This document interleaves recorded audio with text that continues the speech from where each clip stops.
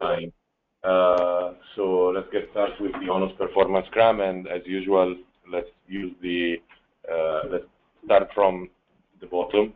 So let's start with the flow performances improvement.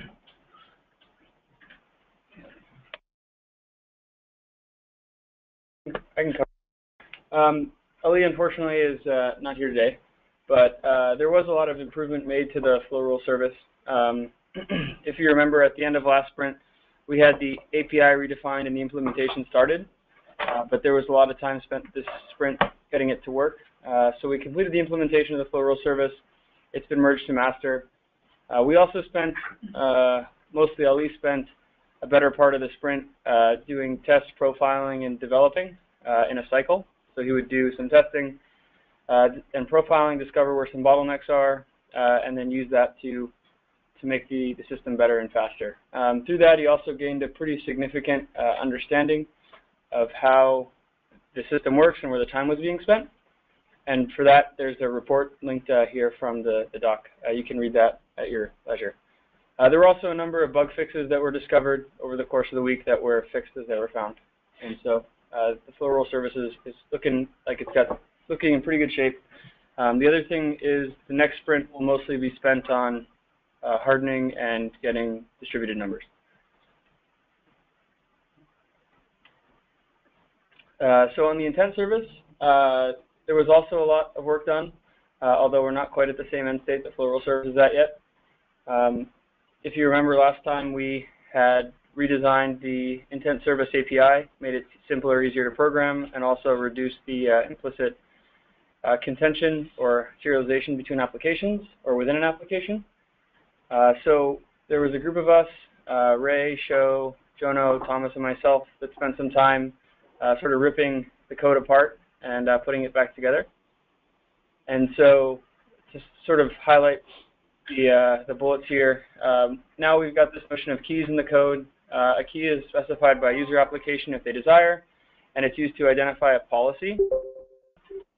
We remove serialization between requests from a single application, and we also introduced the concept of an accumulator to avoid falling behind. So applications can submit policies at whatever rate they want. And the idea of the accumulator is that it'll aggregate policy or intents of the same policy over time, and then it's able to fast forward through to the latest policy. We also had to redesign the intent store API. The reason for this is because the interactions are key-based, so they're based on policy ID. Implemented a new partitioning strategy, and that's used to distribute the work and avoid serialization. We refactored the state logic into different classes. This was primarily work that Sho drove. And this reduced the code complexity. It made Intent Manager half the size, and it makes the code and logic more readable. And also helped us find a couple of bugs that we had in the more complex monolithic version. Finally, we also broke a lot of tests along the process, and all the tests that we currently have now pass. Many of them had to be rewritten. We also use them to discover a couple of bugs and fix them. Should that key be used as a priority for the intent? Suppose say there is a security intent, and the way Ali mentioned, yesterday, thread-based, each thread, each device will get separate thread. So if there is a security intent being pushed on, and system is busy processing already accumulated intent, would that get the priority so that will be get executed first? Are you asking? Yeah. Okay, so maybe we can just summarize the question. So the question is, are we using application ID or key as a basis for prioritization? And the answer is, we're not right now, but you could imagine a system that did. You could implement that logic because the information is available. And we'll get to a talk in just a few minutes that talks about some of the roles that we're thinking about introducing to ONOS, and that would also be another basis for doing this. So it's not on our current roadmap, but you'd imagine it would be a supported feature in the long term. So although we did get a lot done, we didn't sort of, oops, okay, one before. Although we got a lot done, we didn't quite get to where we wanted to be. We wanted to have some numbers today, which unfortunately we don't. But the good news is that we've got a system that can do sort of basic functionality. We can do basic stress tests. We wanted to do a little bit more testing to ensure that the use cases are working and that we sort of work at scale, both in terms of number of intents and number of nodes, before merging to master. This whole branch will be hopefully today or early next week.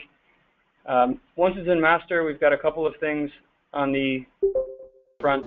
We've got some bugs that we know will evolve and emerge that we need to fix. We want to do some cleanup of some comments that was left in the code.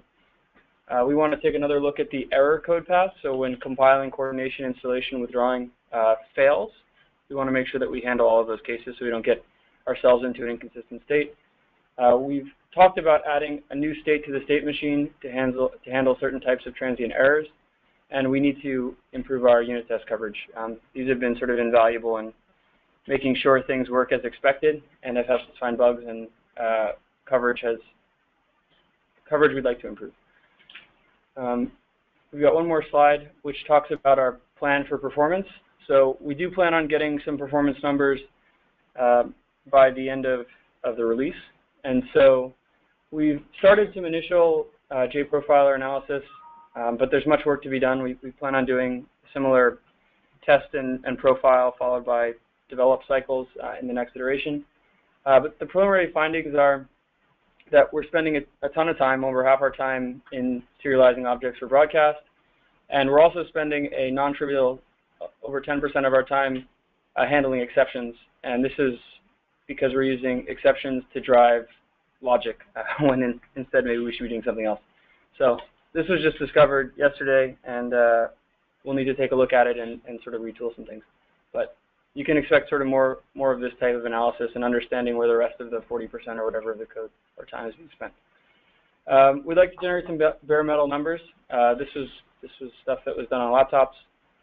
We're going to need to rethink our test strategy just a little bit because we have the accumulator now in place. The number of submitted is not necessarily the number of installed that you're going to get. That's because requests from the same key can be aggregated. Also, we'd also like to take advantage of multiple nodes through partitioning. We don't have an automated algorithm or mechanism for splitting up the partitions, so that will need to be done manually for testing. But that's functionality we hope will come in later.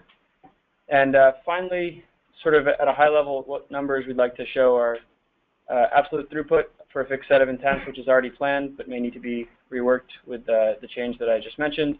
We'd like to measure latency for reroute. And finally, a new test that I think we should take a look at is measuring sustained throughput for continuous updates. So you hammer the API with a fixed set of keys for a fixed duration and see if the intent framework can keep up and what its performance is. So we've already started some development on the dev side to support this test, but it's something we should investigate over the next 2 weeks. And I think that was pretty much the intent. So.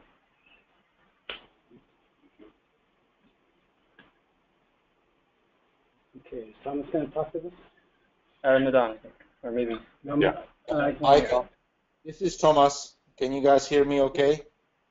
Yep. All right, yeah, Madan has asked me to give an update on this since he's in flight right now. So he was pretty much working on the multi-consensus ring graph store, and he finished the ONOS integration of this. So now we basically have, along with the ability to have the eventual consistent map, now we have a fully consistent map, and it follows a very similar usage pattern. So right now the arsenal of possibilities that we have for implementing distributed stores is been significantly reinforced.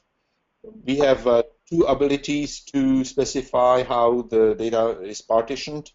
You can either partition it by keys, which this means that each key is going to be mapped into its own partition. This allows essentially having the global state divided among the different clusters. Alternatively, if you want, you can specify, you can bind the whole map to its own functions, which means that the map will only be distributed partially throughout the cluster. Both approaches have their own. I think the next slide has some content, if you wouldn't mind fast forwarding for me. So both approaches have their own pros and cons. With the partitioning per key, this can result in some network partitions. It can result in portions of the key space not being available. If for example, all of the instances have been partitioned off that carry that majority of the key key partition, and in a downside of partitioning by the map, entire map. Was that a question? No question. Yeah, okay. The caveat, of course, of benefit of there's number of benefits for the partitioning by map, but one of the caveats of that is that it makes partitions across it makes consistent updates between different maps require two-phase commit, which requires more complexity and of course costs some performance. But we have these two possibilities, and applications, depending on what kind of data they need to treat, can choose. And so this significantly improves our ability and reduces the amount of complexity that the applications themselves have to implement, or the subsystems themselves have to implement when they're implementing their distributed stores. So what's required still is the cross-partition transactional updates, integration of the resource store with a consistent map, because right now it still relies on the Hazelcast one, and we need to implement the ability to rebalance leader, because right now what can happen is there can be some clustering that causes heavy loads on some members of the cluster versus and some members remain light, so we want to be able to rebalance that. And of course, as always, it will still require a lot more testing. So that's pretty much all of the update that Madan has provided. So Thomas, this is very good that it is all. So when you say integrated, that means now, does it mean everything is using this, or what does the integrated mean? Well, so on the previous slide, what that means, it's in ONOS code base, and it's ready to go. But what first store that we would like to basically start using this new generic mechanism would be the resource store, and that's work that still has to happen. So the technology is ready, but the work still has to be, and it's available on master, but it has to be still. Work still has to happen to be able to port the consistent stores on top of this new technology. And that's the next step here, starting with the resource store. So in the intent framework today, there is nothing that is requiring strong consistency, is that right? So that all depends on where you draw the boundary around the intent subsystem. The intent store itself does not require strong consistency. It by Jono using the eventually consistent map and using the gossip anti-entropy. However, if you draw the boundary also around the link resource store, which is used by some of the intents in order to reserve link resources like bandwidth, lambdas, and so forth, then this is something that we would like to, clearly it needs to be strongly consistent, and this is something that we would like to use the new consistent map. And the work that works happen. But those use cases are not yet using it, is what you're saying, and they're not. Correct. Yes. And remember, the goal for Blackbird was to make sure that the multi-ring consensus store is available and it was only a stretch goal to actually make some of the subsystems use it, right? Okay. So I think the stretch goal seems to be within reach, at least for the link resource store. So that's good news. Yeah, I know. So that is good. Very good. Okay. Thanks, Thomas. Mm-hmm. I got one more. Oh, one more. Okay, and I can talk to this now. Strictly speaking, this is not part of the performance. This was one of the activities that was used sort of as a filler. And so I worked on the application framework in order to. So what is this application framework? It basically elevates the notion of an application from the mere application ID, which is what we had with release 1.0. The only notion of the application there was just an application ID, an identifier.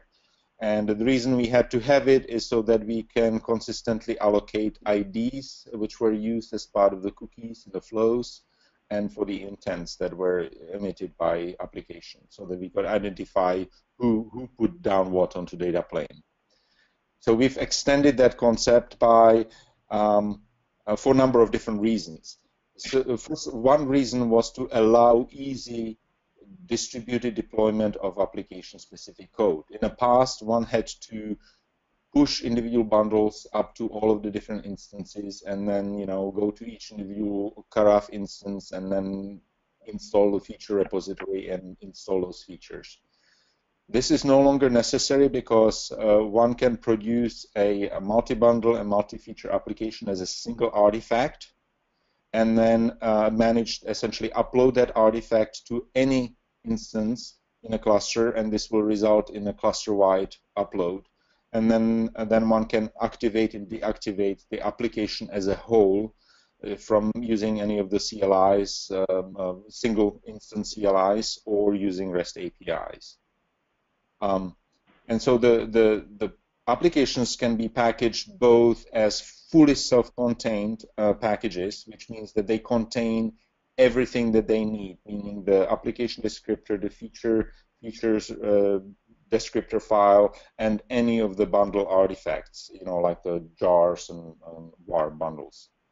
But it can also support hollow application packaging, which means that the only thing that the package archive contains is the application descriptor, and everything else would be downloaded using the Maven repository path. So depending on yes, was there a question? Nope. Okay. So depending on the deployment, because if you're deploying on in an environment where you're completely isolated in an island from internet, you're clearly gonna need the former. But if you're connected to the internet, you can actually support you can actually use the latter, and but it has the same benefits. I mean, it has the same effect onto the running ONOS instances. Basically, you can ignite, you can install, uninstall, and ignite and unignite applications with this commands against a single controller instance. So it makes it very, very easy. And it'll also simplify application development as well, too, because of the cycle of deploy, redeploy as one works on an application. This can significantly tighten up the dev test cycle and makes it easier and more friendly to develop applications. Hi, Thomas. This is Shrikant here. I have one quick question. Mm-hmm. So, would it be possible to install this application only on a subset of the instance in the cluster, or it's installed everywhere in the cluster? It's installed everywhere because it follows and reinforces the model of symmetric setup. All instances are equal. Okay, so if I want only... Sorry, go ahead. I'm sorry. Go ahead, yes, sorry, Sri. Yeah, if I want to run my application only in the subset of the instances, then I need to follow the previous model where manually go and install only on particular instances. Is that correct? Yes, but I need to point out that that's really not recommended at all, because that violates the symmetry principle. Mm-hmm, okay. And it's I more. guess today we have some use cases of SDN IP where only we use in 2-instance model, right? Though cluster has many instances, we max use active standby model. Well, so the recommended deployment setup is to run the application everywhere, and then if an application needs to be active only in 1 or 2 different places, then it can coordinate. You can use the leadership or log service in order to figure out where it needs to run and then run there. And then in case of failure, you can move the master and the slave somewhere else.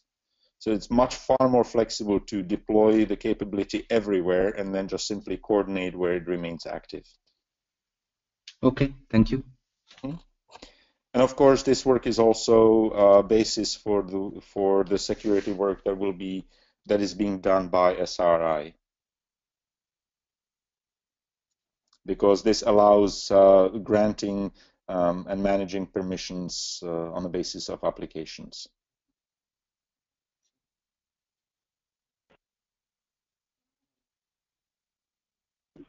Thanks, That's all I have here. Should I use my laptop? We have to click on some of the links for results. So I'll give an update on the test side, on the performance and scale, and also show you some results so far, and maybe for a few minutes of a high-level discussion on the results. So what we did this sprint is we set up a 7-cluster bare metal servers, except with the 10 gig cards, because that's still in the back order. The vendor ran out of inventory. On the topology event performance side, we have some results, and particularly on the link event throughput test, we found a couple of issues. We can generate at most with the node link provider with the 700 events per second per node, and also at that rate, we are getting some memory leak issues that we log as about to be resolved. And link event side, we pretty much have the script completed, and we have some results to show by Andrew later. And the full performance, we are still working on the test script, but we do have a test results come out from the bare metal last night that we want to show you a little bit. And the intent event performance, based on what Brian just talked about, we might need to have some tweaks on our test script next sprint. That will be our focus on the next sprint. So to start off, let's look at link event throughput test. And the first link, yeah.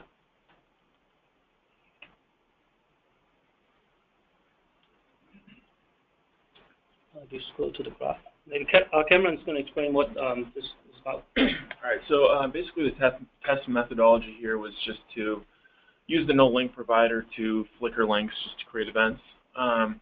If you scroll up just a little bit to the top of the page, yeah, right there's good. As you can see, we had set the event rate to 2, and this is measuring the pause between link events. So this is actually signifying that we're running 500 events per second, and we're getting an effective rate of about 420 per node. And as you can see, it actually scales pretty linearly. The scaling is actually very, very close. So if you scroll down a little bit again to the graph, you can see this is kind of a strange looking graph. On the far left, there is just the smallest bar is just node 1 on running just one node at a time. And then there's a set of 3 bars next to it that are clustered closely together. Those are the measurements from nodes 1, 2, and 3 when scaling at 3 nodes and so on. So you can see each time you add 2 more nodes, it steps up by pretty much exactly 420 events per second. So I'm missing something with per node. So what is each bar is per ONOS instance? Yes. Yeah. Per node is per So we are seeing increase of 2 types, right? Per instance throughput is increasing, and the aggregate throughput is also increasing. No, actually, what's recorded is the aggregate. The graph event matrix is recorded aggregate. Yeah.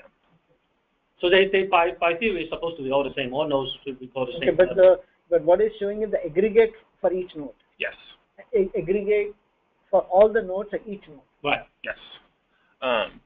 But there's a little bit of variation, and we graph them all because we had seen some results where there were some differences. So all the data is here for you to look at.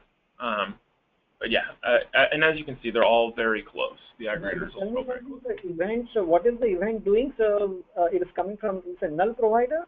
The null provider has a link filtering, so just bring the link up and down. Uh-huh. So each of that generate one link event. Right. So link event got generated, and then the link event generate a graph event in the graph. So we don't accumulate any link event going up to the graph event. So every link event we're seeing is corresponding to one graph event. Okay. So this is recording the graph event, which is whatever the graph every node is seeing. So we're trying to measure the throughput of any event happening on the topology, how that get reflected onto the graph. And you're seeing it 420. Well, this is measured at 421 with a couple of limitations. Like one thing I just mentioned, that the 700 number is the limit of what the node link provider can generate. So the generator can generate at most 721 events per second. Right. It's just a matter of the Java code. Right? It's running on one thread, and it's for whatever reason that thread is just running at most at that rate. Even we can increase basically on some delay time. The delay time reduced to lower, you don't generate any more. So when you generate an event, it is just a packet. Oh, it's not a packet. It's just what does it include? There's essentially, maybe Ayaka can explain better. There's some description of link vanish and.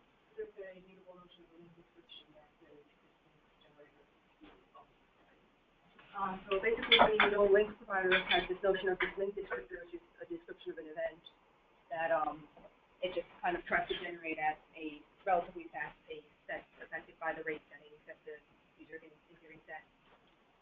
We put in the limit. It's on a single thread, and it might also have to do with some kind of a global clock rate setting, like say in the kernel or something. But that's kind of just a buzz feel. I mean, I can't actually say because I haven't looked into it very much further. Because I think what I'm thinking is that if it is, so when you say limited by single thread, running on some kind of a machine, right? So even if it is 2 packets or 3 packets, right? So 3 packets times 700, that's pretty small packets. Well, actually, there's no packet. What is limiting the rate to 700? There's no packet here, right? It's just whatever the provider is just generating a description to the listener saying that this link is up or this link is vanished. But does it that get sent to? No, it's all internal to Java. Machine, or it's not sent to the machine. No. Can I just inject a little context into the discussion? Yeah. So we discussed that this was sort of the quote-unquote performance limitation of a test fixture, right?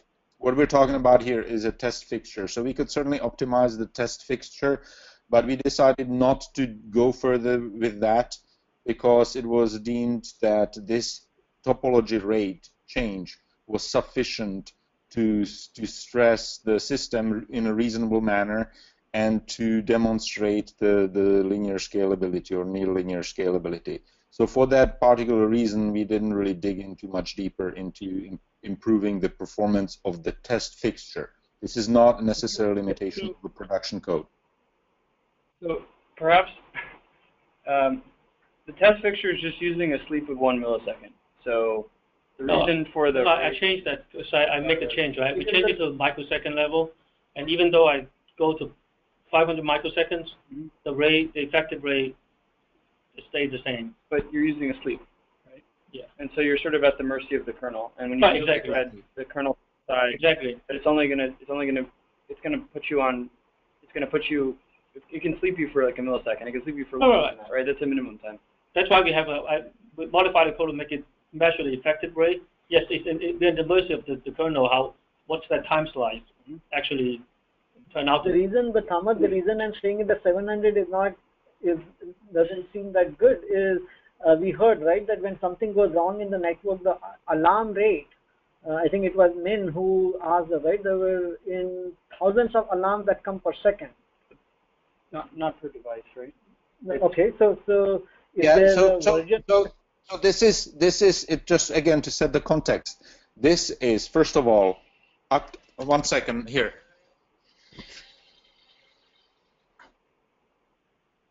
This is to test our ability to cope for the graph to be able to cope with raw, unbuffered link events. Notice we're talking about unbuffered, so there's no accumulator whatsoever. So we actually made the test purposefully harsher.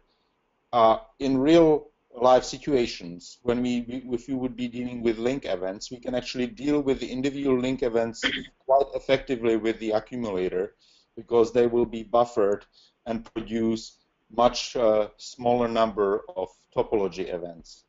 So for that particular reason, we decided deliberately not to dig any further, because we have bigger fish to fry.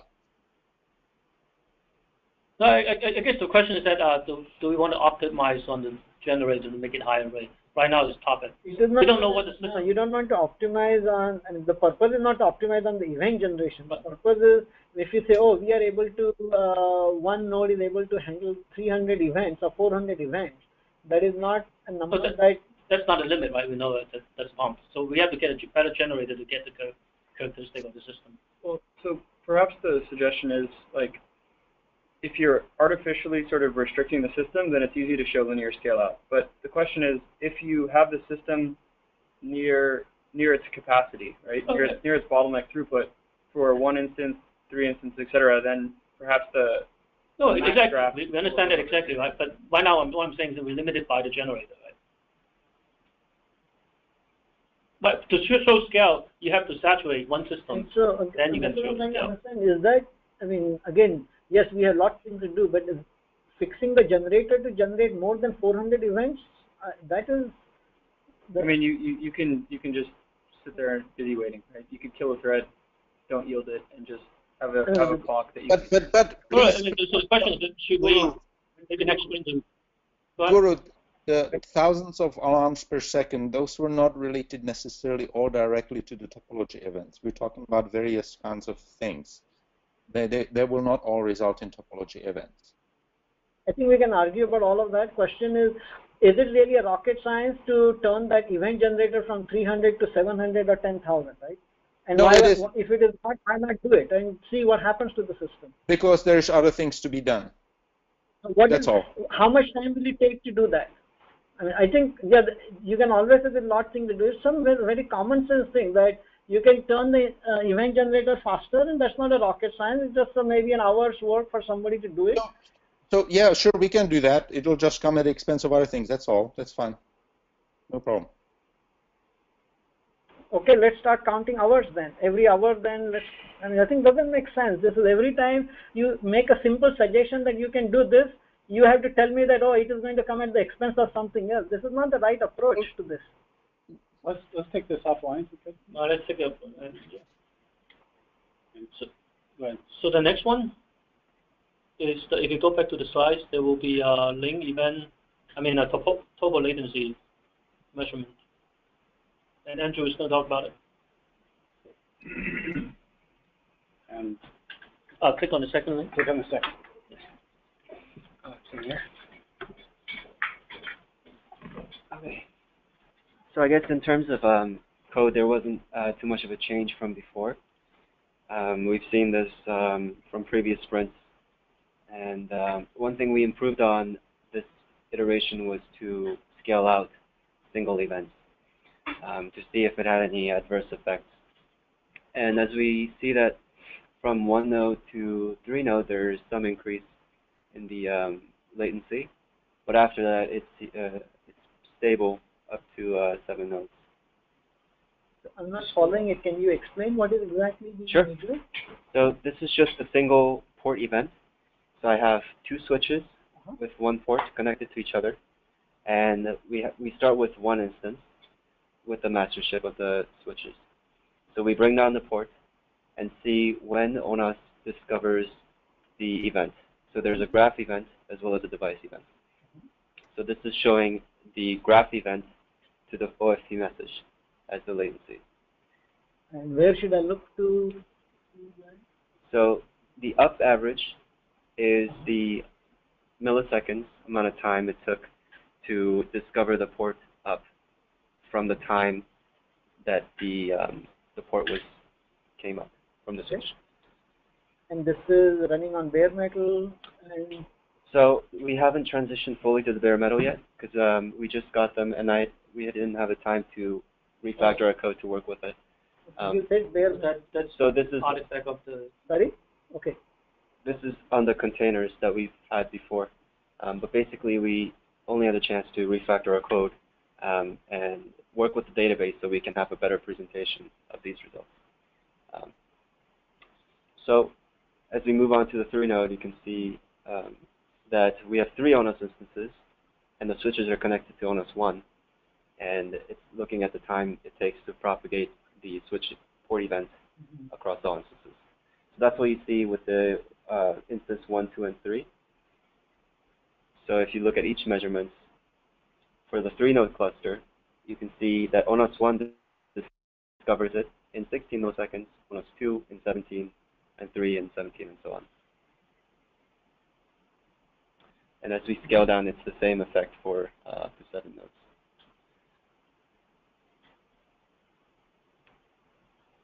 So I believe that. So, but what it is saying is that the east-west communication is 1 millisecond, the north-south is 16 milliseconds. How do we explain that? That seems counterintuitive to me. So what's going on to? We haven't had a chance to discuss all this data with the developer yet. I mean, am I making sense? I mean, from your data, is that a reasonable conclusion that the east-west is only a millisecond order, and north-west, north-south is? That's what it's showing. 16. And so, what is going on in north-south? Okay, you don't know. Well, it's just a guess, right? But on the south, maybe you have more mechanisms before. Well, first of all, you need to go through 2 devices from the switch to the controller, and then the raw message, open flow message needs to be processed and need to go in the graph, right? Once on east-west, you just go from graph to graph. I mean, you are in the same pipeline. If you understand the east-west is the gossip protocol, just you get an event, you send it out to someone else. That's it, right? So. And so that's what I'm saying. What is in the north-south? Like Lucas said, I mean, there's open flow processing. There's open flow processing. Open flow library. So are there many message exchanges, or this is still a one message exchange? It's just the logic on the receiving message, side. right? Open flow. Is that a one message or multiple messages? You measure the open flow protocol, port up, right? Yeah, right. Port up time to graph time. There's only one message. So the message is one, and then all the time is processing of the message inside the open flow driver. Open flow driver, and then of course put it into the graph, right? Well, I mean, maybe. Putting in the graph is so we have to do some profiling. We have to do some profiling to understand exactly. Into ONOS, right? Okay. So from the raw message, you need to transform the information and put it inside ONOS, right? So this last couple of iterations, we wanted to focus on, I guess, refactoring our test code as the development team was working on their core. And the conclusion with big help from Luca and Cameron was to put it in the database and make sure we can present it better. And then I guess as soon as possible, we need to talk with our developers to see what's going on, because there was some regression looking at the data from before previously when we had this discussion from the 40 minutes. So yeah, the big work here, I guess, was to prepare all the test environment and put everything in place. Now we're ready to go, and they just got these results. Okay. Okay. Anything else? No, I guess we're going to be working on the other event performances and solidifying the results, making sure the test is consistent, because we've seen time to time that it posts to fail. It fails to post. So we're working on that, as well as syncing up with developers to work on our numbers and analyze the internals. So could you please click on the third link? This will be the pro performance based on what we talked about, Ali talked about yesterday. And actually, there's some interesting finding. This is running on the bare metal. At the moment, like Ali said, the only way we can push flow is from one ONOS instance. So this is what. Let me explain a little bit how we read this. Basically, all the flows are pushed down on ONOS 1, what we call local, and then if you look at the graph, the different bars indicating when it's pushed on local, just without any neighbors, meaning all the flows going straight down to its own switch. And the local +1 meaning that it has one neighbor. So it has half of the flow pushed down on its own, half the flow go out to one neighbor. Right? Local plus 2 meaning he has two neighbors. Then he has to split the flow like evenly, push out to the neighbors. So this graph is a little bit different from what we anticipated from Ali talked about yesterday, that when the node increase, the throughput kind of should go down. But this is actually indicating that everything going local, yes, it's a high performance. It's about 500 kiloflow per second. How much is it? 500,000 flows per second. Kiloflow? 1,000 flows. Kilo. 550K or 5,000? 5,000. 5,000. 500. Sorry. 500K. 538,000. Right, I know. 500K. Right, Okay. that is the difference. So going from local to +1, okay, it had a significant drop. That's explained by what Ali is indicating, the serialization of cryo may have been the bottleneck of that. Okay. But as we increase the number of neighbors, actually the throughput increased. So when I'm reading on this, it's basically telling me that because the serialization of when you increase the neighbors, the amount of data serialized is reduced. So that, although total amount is the same, right? But because the lower overhead on the serialization, that's why you get better performance, increasing the. Why would the serialization would be lower if we have? Because you have different neighbors, right? So one possible explanation is that you're breaking the batches up into smaller groups, and so you have to serialize a lot more things in parallel, because each of the sub batches gets broken up onto a parallel thread. So you break the batch up, you're serializing in parallel, you're sending it to a different set of neighbors that are each doing their work independently and in parallel, and then sending the results back to the coordinator. So that is the more neighbor case, right? More neighbor case should have more parallelism, both for serialization as well as doing the work. Okay. So that's more serialization and more parallel. That well, makes so sense. Okay. There's not more serialization, right? Because you're generating the same number of flows. Right.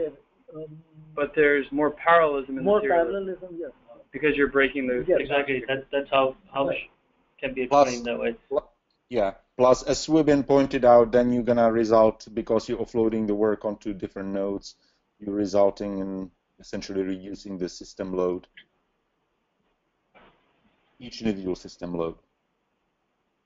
Yeah, but I guess still the interesting thing is that for even 7, it is only slightly better than 1.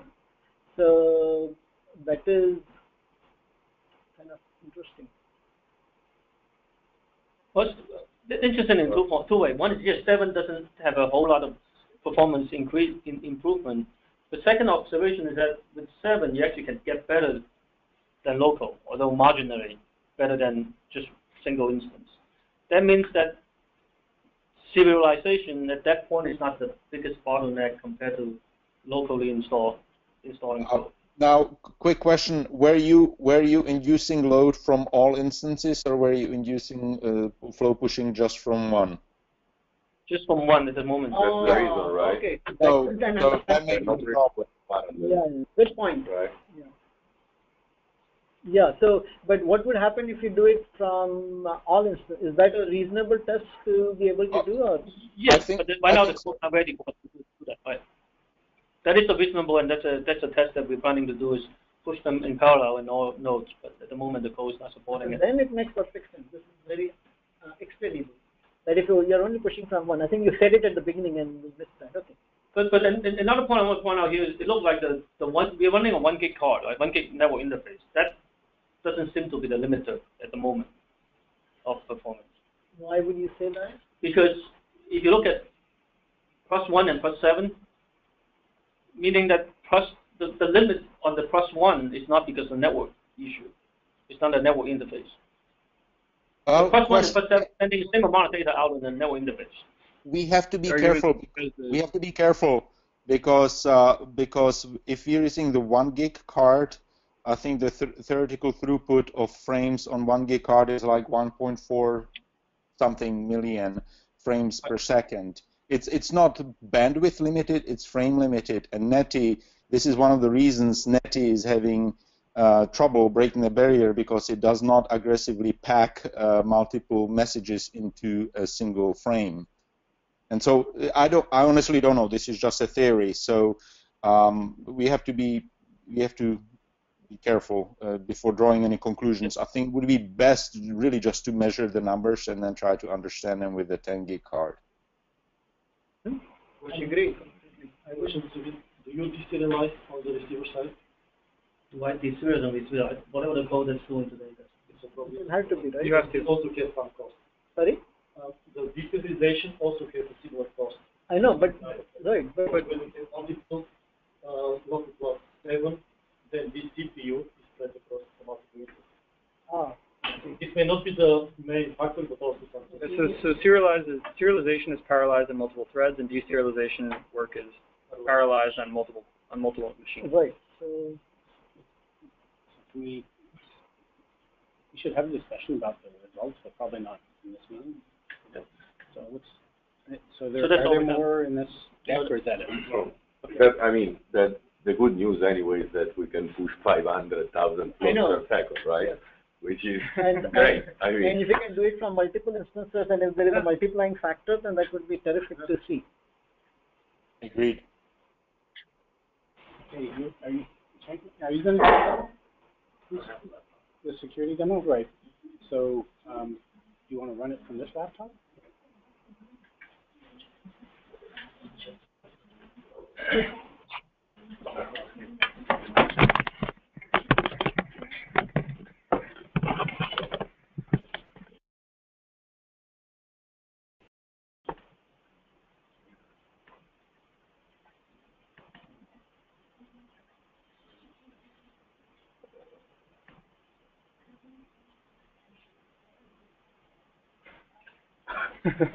Okay. All right.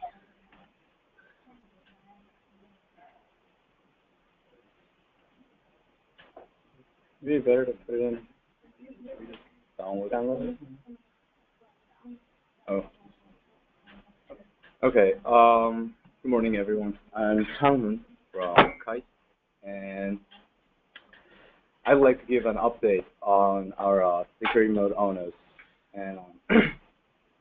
And the first major change on this project is, as you may have noticed, its title. It's now called security mode ONOS. Good, thank you.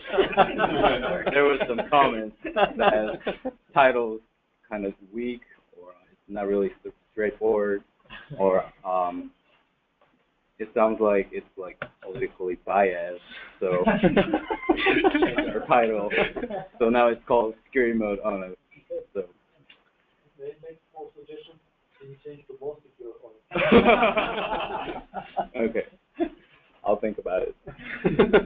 So today I'm going to talk about the implementation plan and ONOS application permissions that we were able to derive from northbound APIs, and also our future plan until Cardinal release. So implementation plan. This ONOS is a modular project that is based on OSGI framework, and this. Okay. OSGI framework, it has a security layer that supports security features. So we're going to leverage those functionalities that's already there. So for the first access control mechanism, to make sure that ONOS applications only access northbound APIs and other necessary utilities, we're going to use those two types of OSGI permission types. And the first one, package permission, that controls which packages a bundle is allowed to import and or export, and also bundle permission that controls which bundles a bundle is allowed to require.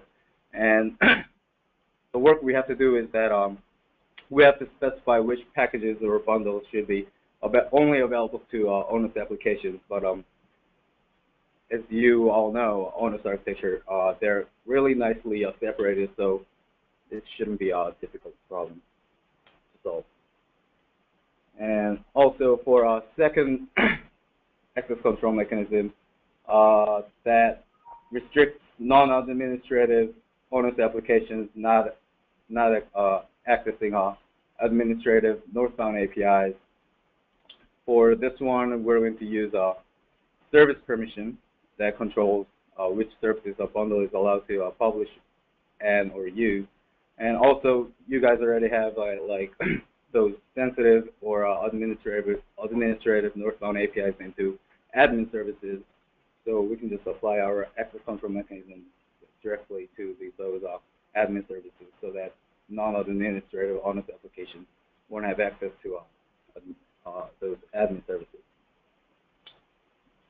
And this is actually a tricky part. For third access control mechanism, this enforces the policy that ONOS application must be explicitly granted permission to make an API call.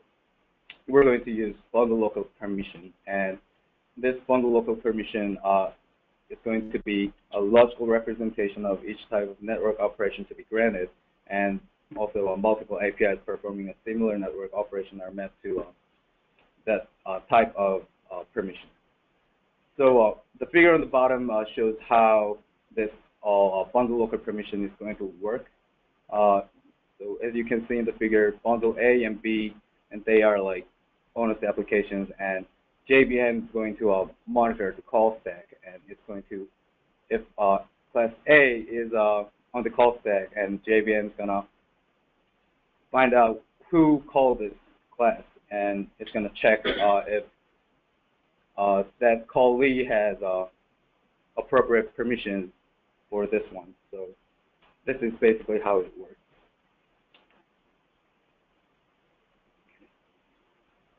So I have this example usage of the application permissions, and I try to grant those 5 types of permissions to reactive forwarding applications that's already included in Avostat release. And forwarding application first has to receive packet in events. So for that network operation, it has to have packet event permission, and it then has to check if the destination host is known. For that one, we have to grant host read permission, and it's going to see, and then if the destination host is unknown, it's going to just flood all packets. By packet out, that's going to require packet write permission. If the destination host is known, it's going to just find out the path and install the flow rules to the devices on the path. And that's going to require 2 types of permissions, and the first one is topology read permission and flow rule write permission. So this is a rough example of how it's going to be done. So we derived a total 31 types of ONOS application permissions, and this is just the first draft. And I will just post this to the wiki page so you guys can review it later.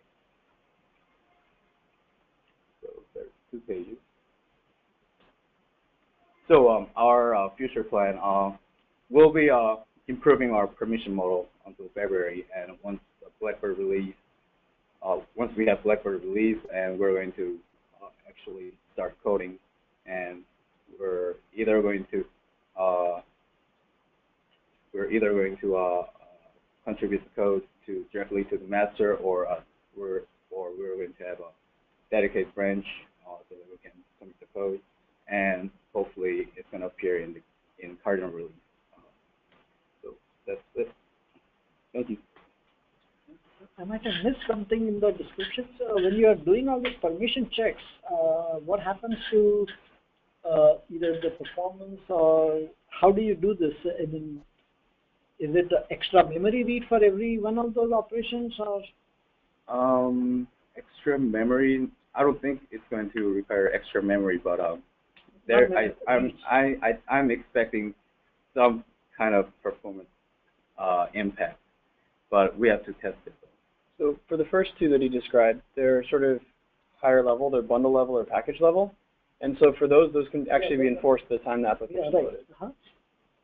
For the third type of permission, I guess there's some investigation that will need to be done about the performance. But the other one, right, where you had the reactive flow forwarding, in that there were 4 permission checks. Right, this is the API level permission. Okay. If you go to the next one, please. Yeah, this one, right? So this is check packet event. So that is a packet write permission, topology read permission, flow write permission. So these are when you are executing, are these you have to go somewhere and check these permissions? So these checks are all performed on runtime. So there's going to be some kind of performance impact. So we have to investigate it. But I don't think it's going to be significant because it's not always going to it's not, or the ONOS applications won't be performing too much operations anyway. So. Okay. The other thing is the application data store is fully distributed, and so the lookups to permissions would be local on every instance. But again, it's something that will need to be investigated as the implementation starts. But at least for the first two parts, which I think are the first part of the plan, and we'll give some high-level protection. That can all be checked at either compile time or. That is not a problem. Good, thank you.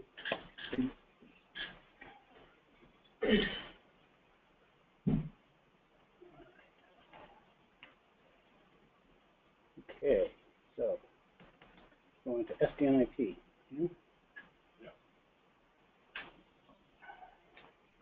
So,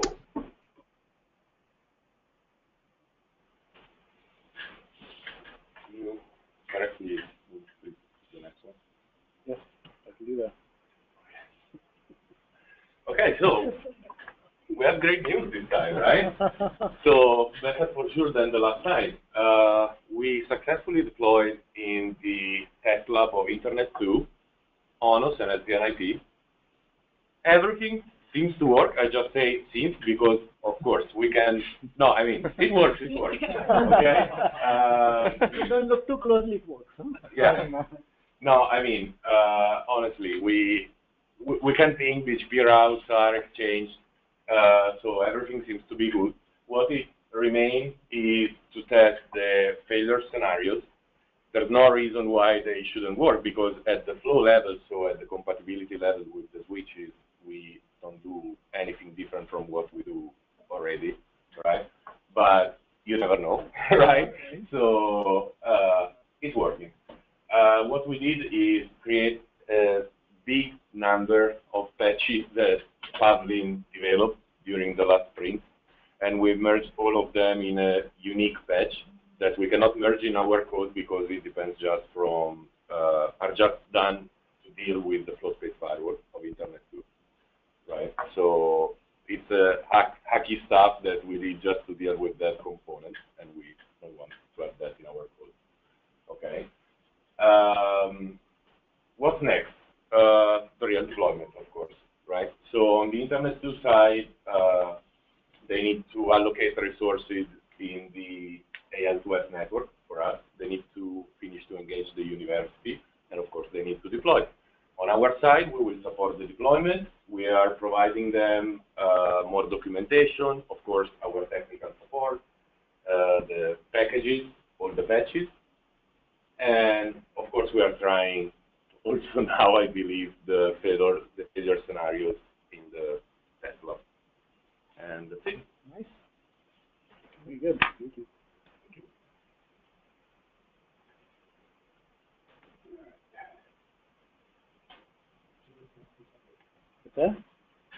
Bill, can I go next because I need to start heading out here. Okay, sure.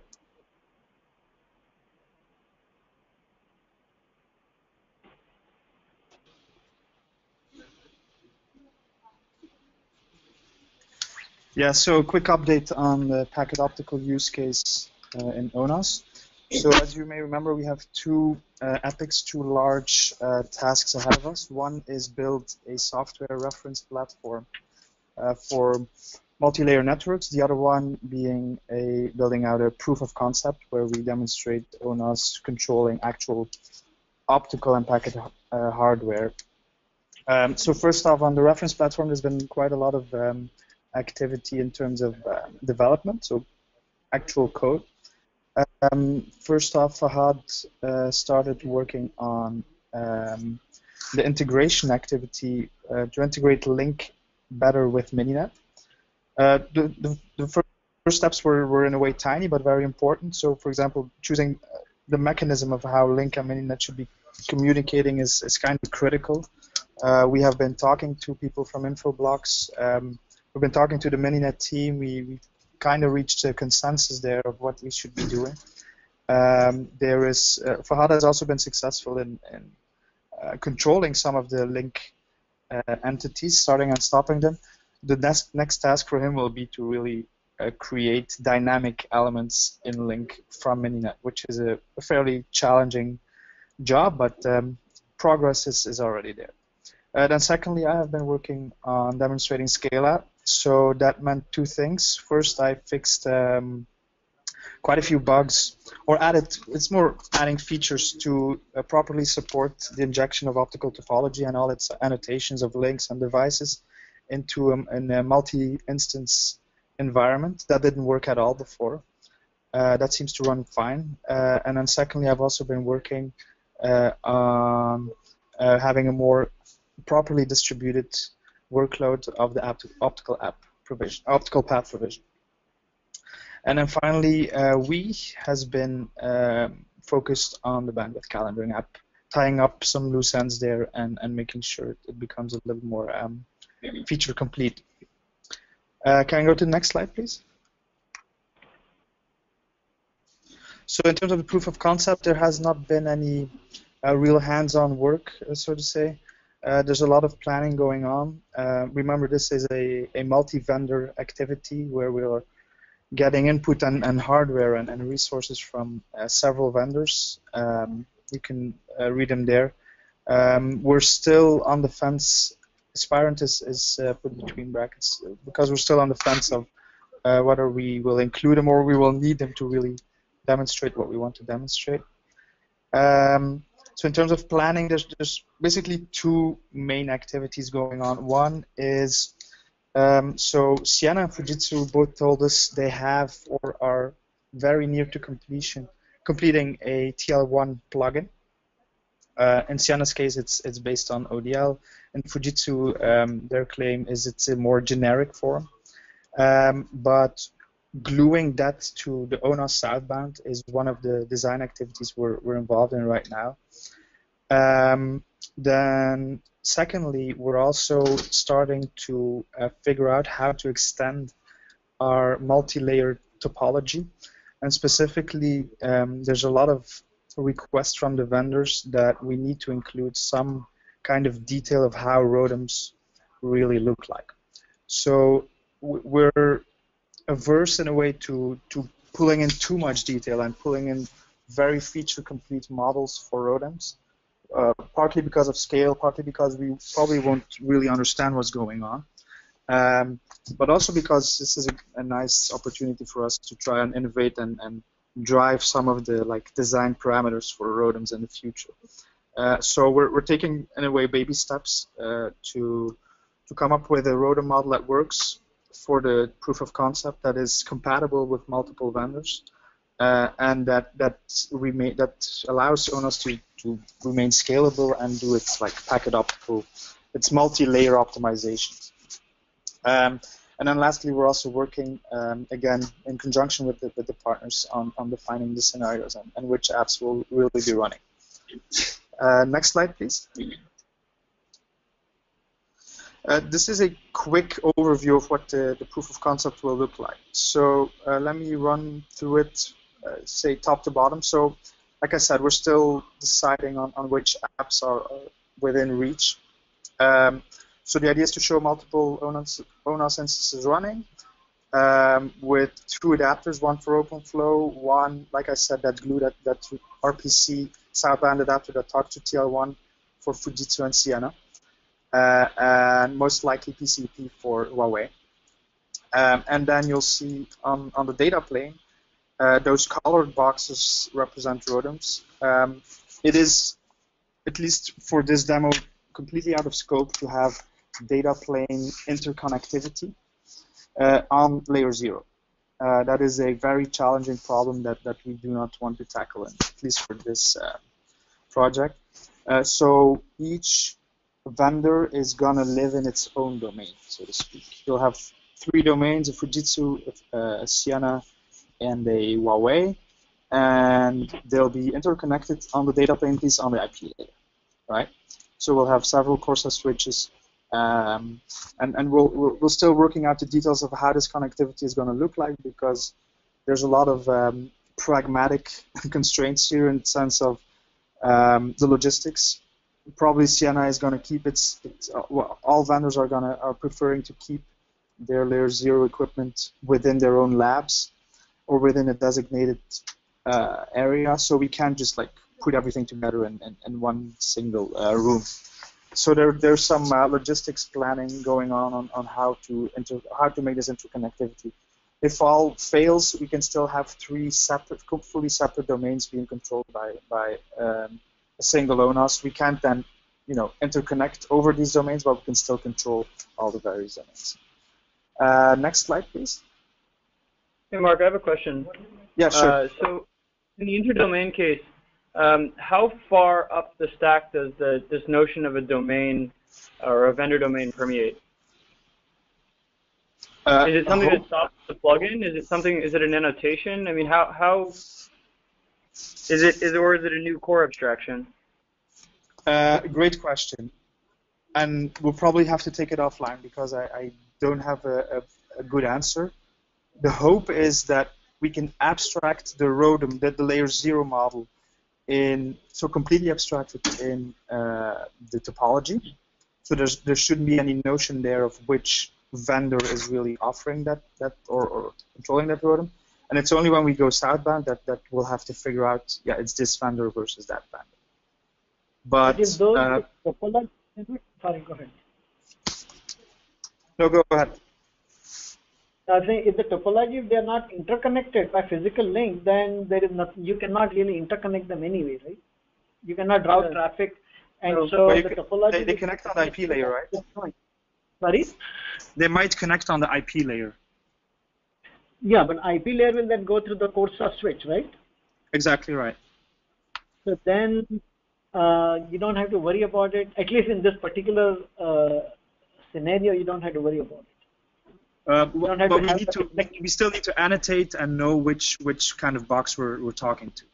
But that is something, just like we do now, we inject a topology, so we inject another field that says, hey, this device is a Sienna, this device is Fujitsu, and then the southbound will take over from there. Yeah, that would be great if we could accomplish that with minimal deformation or minimal device specifics in the core.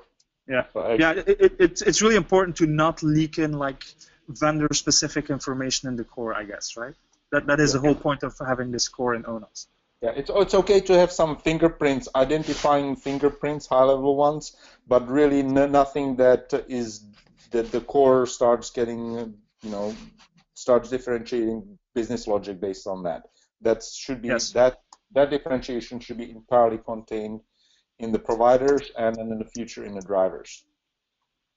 And I think the other thing we probably want to be careful of is that we're not creating sort of vertical silos through the core that are vendor specific or domain specific. Yes. Absolutely. Yep. Yeah. It's tricky because every vendor, of course, is trying to push his own model, which models basically everything for the ROADM, right? And they all have different models, different constraints, different implementations of a ROADM. And so we need to innovate here and come up with a generic model that is sufficient, yet sufficient to show everything we want to do, but still complex enough to like please people, right? Yep, I absolutely agree, Mark. What is the KVM doing there? What is that? Yeah, so well, Tom put that on there. So it's basically a plan B if anything would go wrong with Corsa. It's an option to have a packet switch, another packet switch vendor. And KVM is that one? I mean, then why isn't? Okay. I didn't know. I can't hear what's being said. Sure. Yeah. I know. So anyway. Okay, let's keep going. Yeah, so that slide needs to be reworked, and this is going to be like the main slide that's going to be like the driver for the whole POC. Anyway, so moving on, I decided to put this in the packet optical. It's maybe not exclusively related to that, but we just started a new activity on NetConf. So as you all know, a lot of vendors and carriers have been telling us, yeah, NetConf is really important. It's really great. You really need to support this in ONOS. So as a team, we kind of decided, yes, it's important, we agree, but we need to focus on building a core that can support everything. But recently we were approached, this Producta came up with a company from India called Happiest Minds. You there? He became very happy. And so, is there a question? No, you just dropped off. Okay. Okay, so the idea is that they will do the implementation of a southbound NetConf protocol, right? And deliver that by the Cardinal release, so end of May. And there's going to be Ali and me to follow up and like help them in figuring out where to do what in ONOS. So the initial idea is just to do the protocol implementation, and while doing that, the largest creative component in this activity is that we get to design and implement a new ONOS config API. We have some ideas, but they're all fairly blurry right now, and we haven't really nailed down any details. On top of that, of course, it's all good and well to implement a new protocol, but what are you going to do with it? So we're also thinking of what can be like a minimal set of models or demo scenarios we can demonstrate with this new southbound protocol. And I guess that's it for now.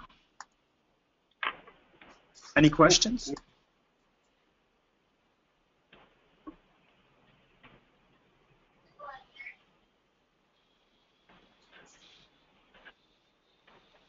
All right, back to TV6.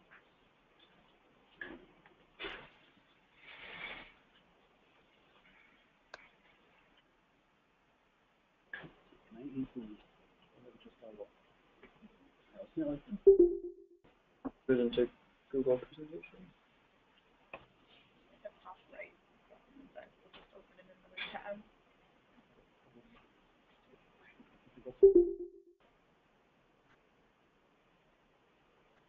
Okay, and it works. Okay. Good morning. This is about IPv6 Scrum, which is not the Scrum. And this is kind of unusual development because first it is low priority, and also there is a lot of external interest in making the progress. So on my side, I practically work on it when there is nothing factors like intensive deployment. On the external development, the progress they work when they just like to work on it. One interesting thing which happened this sprint was there was a new external participant, Dusan, from the academic network of Serbia, who is network engineer. He just started testing IPv6. He found some bugs, and very unusual for network engineer who claims he is not developer. It's actually not very good fixes. Can you go to the next? DevOps personal living. Okay. So this is what we did this case. He finished the network discovery proxy. Then from the sun he found a number of bugs and fixes. On my side, I finished the selector and fixes for IPv6, and there was the side effect of adding a few selector-related bugs which were fixed. And can you go to the next slide? So this is a list of leftover things which we basically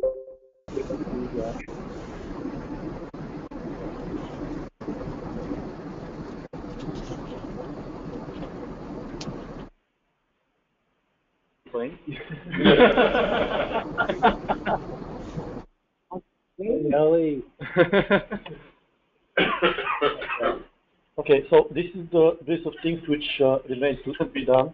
Now we have practically all pieces in place, like the selector, also the basic packet support. And code-wise, the first one is which remains the cost monitoring. And then we have also to do the integration and putting things in place. And can you go to the next slide? So I think, assuming there are no other sidetracks, I think we are still on track to deliver what we said earlier for 1.1 release. And that's it. Any questions? Thank you.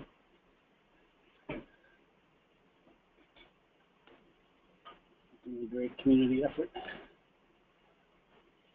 Okay. All right, and should I run UI from here? Simon? You're gonna run it? Okay. So I should give you the permission to.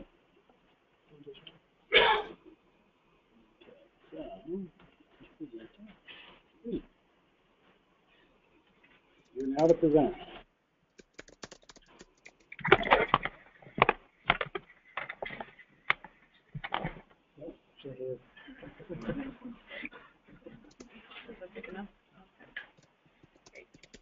All right, so I'm Bree, and I'm working on the GUI with Simon. This sprint, we've been working on implementing the topology view. Our goal was to have it look like the original GUI that we released with Avocet.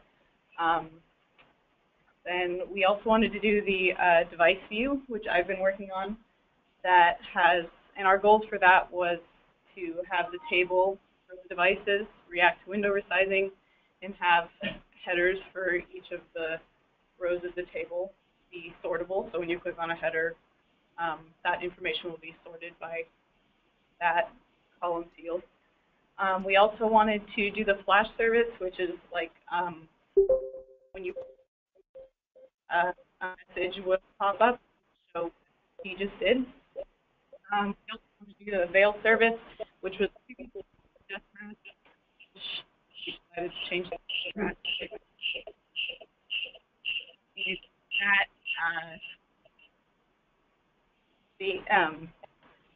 That comes up when you lose WebSocket connection. So like when ONOS is killed, it'll pop up and say that you don't have any. So we achieved a lot of the topology views. It looks pretty similar to what it had originally. There's a few things I finished. It has traffic visualization. It shows devices, hosts, links. It also shows the instances, the summary, and detail panels like the previous one did. What's new is device list.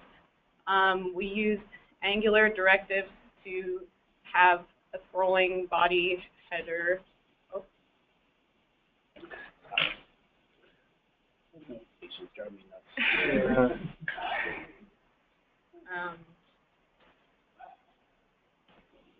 Yeah, so we have the body stay in one place, and you can click on each of the header buttons to sort the information by that, and icons appear depending on which way the information is sorted, which I'll show you in a moment.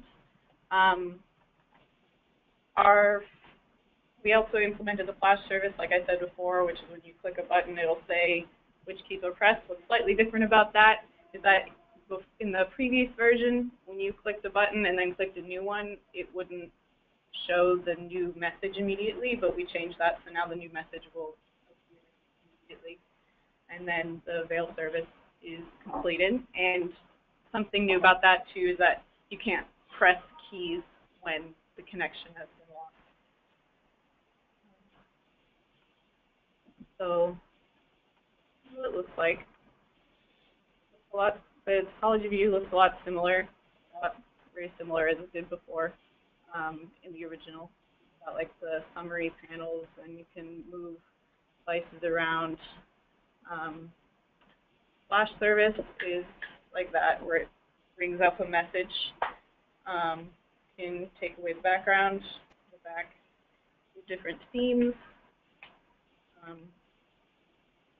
You can make the panels go away.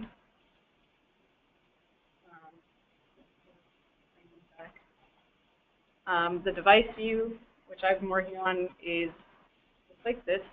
We have our table of all the devices that are currently connected to the ONOS instance. It says how many there are total. It has whether they're connected or not. It says what kind of device it is with an icon, so that's a switch icon. Oh, well, that's our Veil service. Well, that works.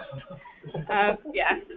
And this is our table that scrolls, and it changes, the size changes depending on the size of the window. So you can dynamically change the size of the window, and the table will adjust. And the sortable headers are, if you click on the top, it'll say whether it's ascending order or descending order sorted. So right now it's sorted by device ID. Right now they're all sorted by strings, so if you wanted to sort by the chassis, it's sorted as if they were strings, not numbers. But that's something that we're going to work on. But all of these at some point, all of these will be sortable. And since the information looks really similar right now, it doesn't change all that much. But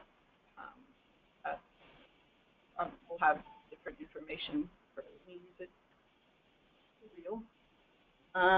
The only thing we missed was the oblique view and the packet optical layers filters. Those were in the previous, but we don't have right now. And for the next sprint, we're going to have the quick help panel so you can see which keys you can press to have different options appear. Have auto failover. We'll have the oblique view, which is where you can see the different layers, and then you can filter which layers are here. Yeah. Thank you.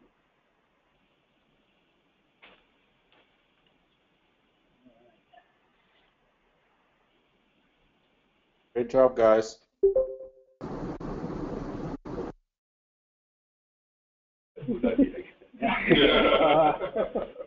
Apparently, he can see the slides just fine, but he can't hear anything.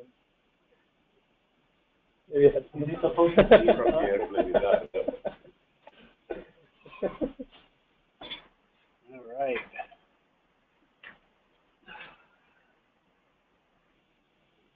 Testing Wi-Fi. Hello everyone. I'm going to be giving a quick update on the QA team. So on functionality part, we have new test cases for the listed tasks. We can migrate hosts on the fly dynamically. We can add single hop intents and verify. We've been testing single hop intents with respect to point intents. These hosts are connected on the same devices, and this test case was based on one of the bugs that was cited in the community, I guess. And then we also have a test case that verifies if the expected number of people flows are installed on each device in the active forwarding mode. And then we kind of uncovered a bug 1017, which is termed this file is blocker while testing using test cases. For HA, John has been refactoring the old test cases. He's also trying to add new test cases for control plane partition, but a lot of these tests are being tested manually for now because he has some outstanding bugs which are hindering him to have his tests run in an automated way. For Cho, Ari has been implementing 2 new topologies. He also has forward test to all the 3 topologies, and then Kelvin has been working to give us a proof of concept to have all our test on Java functions being implemented in a multi-threaded way, which would improve our performance of our tests, especially the Cho tests, because the Cho tests have been running for like almost a week. So if we have this multi-threading in the Java functions implemented, we could probably be writing our two test results.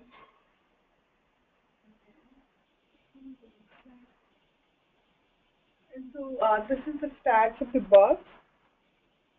So since Avasat released, the number of bugs filed are 100.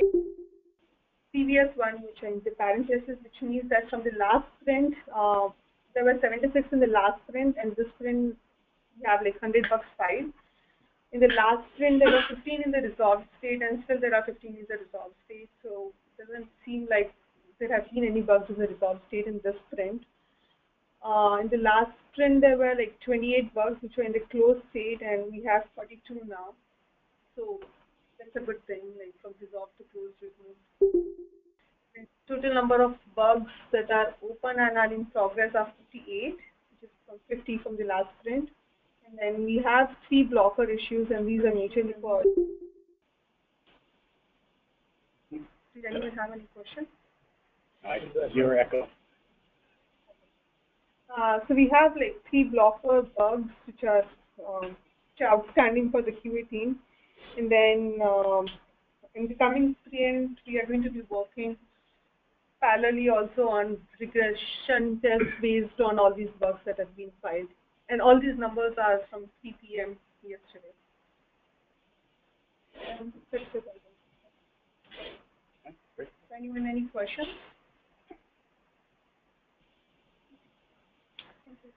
Okay, let's see. I think that's everyone. Did I miss anyone?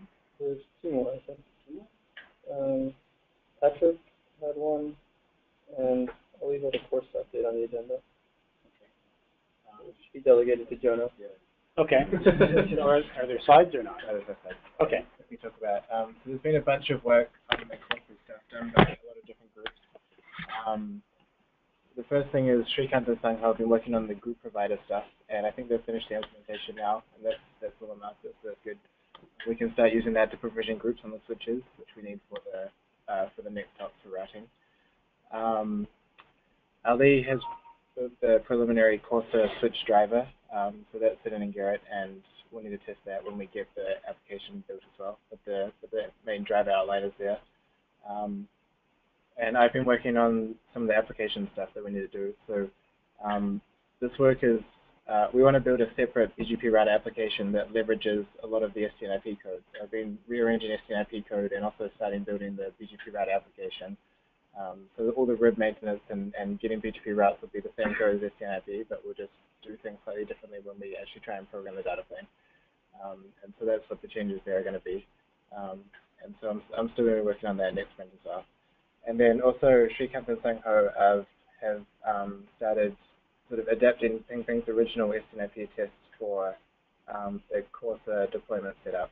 So that'll be great to have some automated integration tests so we can fully test out the whole system before we try and deploy on hardware. And so that work will be continuing next month as well. So that's all from Corsa. And what was the last one? There was a slot for Patrick. Did you have some updates for IPRN or? Oh yeah, the IPRN, yes. So I don't have your slides. Basically, we are so one is we have those APIs, Flow APIs working, and submit the code review. So we already go through the cycle.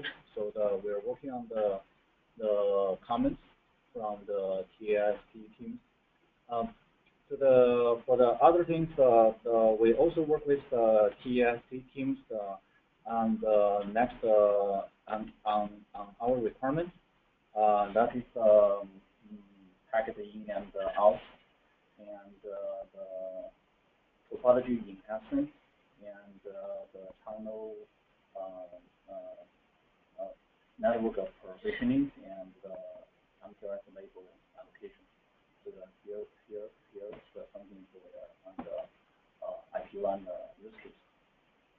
So here's my update. So in the meantime, we also work on this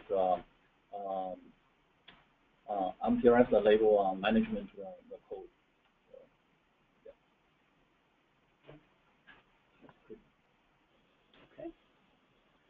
Good, thank you. Anything else? Any other questions, comments? I think the Willie, do you have something about the PCEP's five update?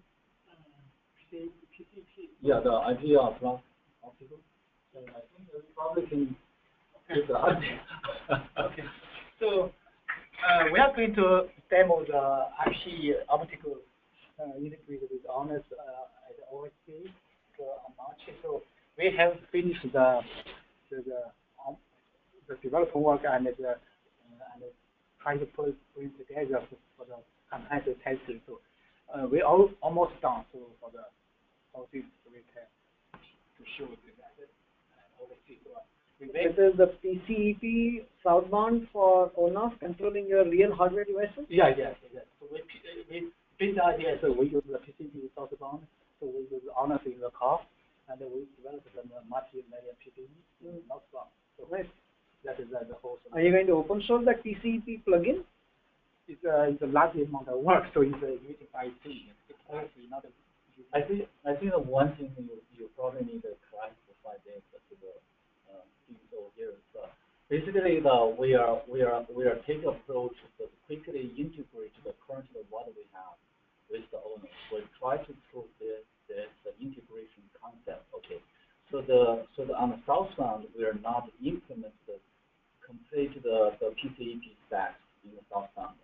What we are doing here is we implement a southbound agent to talk to the external the protocol stacks. So currently is the implementation. We just want to get this done very quickly and run the demos.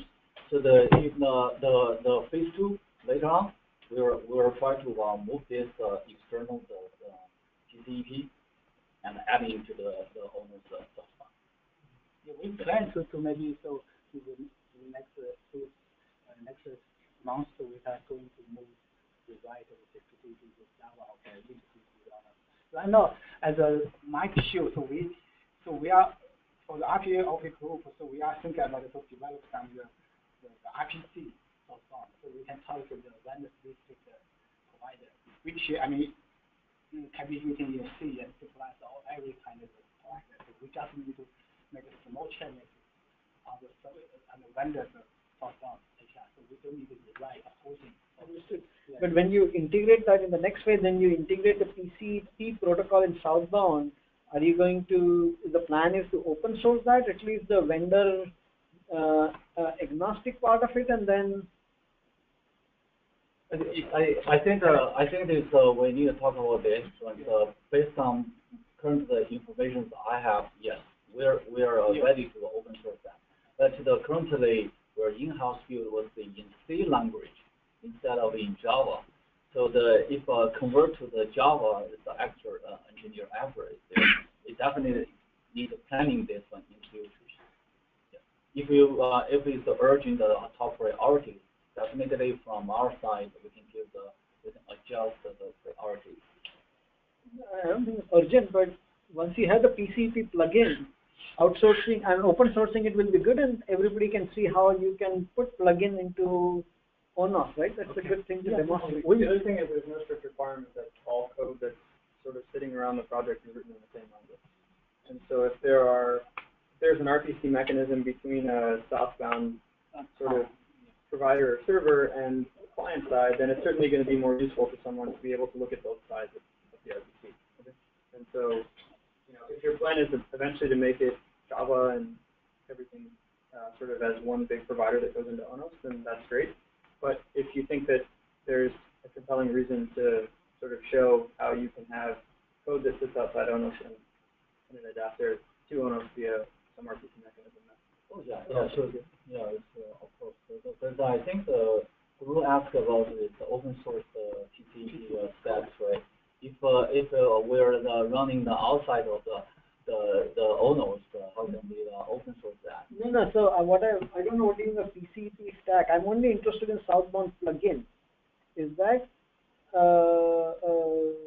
just a protocol and a plugin, or there is what do you mean by stack? PCEP stack. The PCEP is the protocol, right? So the plugin is what is interesting. Whatever your algorithm you're running on top, that you can keep it proprietary. And No, the point is that they've written the part of the plugin that talks to the device. Right. And then they're going to have an RPC between that and a shim provider. You could go either way. And if there's a compelling reason to keep pieces of code in another language, it may not be part of the ONOS proper code base, but it could be a project that we hope to support around ONOS. Sure. So basically, there are two ways. One is based on the RPC, another is directly integrated with the ONOS. Okay. Can we take this outside? Okay. We got one more thing I want to bring up here, and that's the statistics. Lucas done just an amazing job pulling together statistics from all over the place and putting them into our usual wiki, not even wiki, our web page format. Go ahead, tell us about it. Well, I was moving things on here. It doesn't work. Can I? You want to come here? Yeah, I use just one second. So nothing else. Bill said I put together these drivers to get the information on our basic statistics on our basic metrics we have for now. So you have per day and monthly statistics for Jira, day by day, are updated hour by hour. Jira on its website, wiki, the packages that we have online, the TarGZ, and zip downloaded. On every graph, you can rescale the graph and select the range of dates, and of course, Gary. So, and then you have an aggregate that tells you till up to a certain date per tool what's the amount of interaction with that tool. So it aggregates together the information. I'm going to create also a plugin for Gerrit. Should be almost ready to count exactly the number of clones. And that's it. And the idea is to create also a driver for YouTube and Git. And with this, we should have all the statistics we need in place. Okay. So you can access to the page stats.onosproject.org. And that's it. Yeah, nice. Thank you. Okay, so a little over, but not too bad. Anything else? Anything online?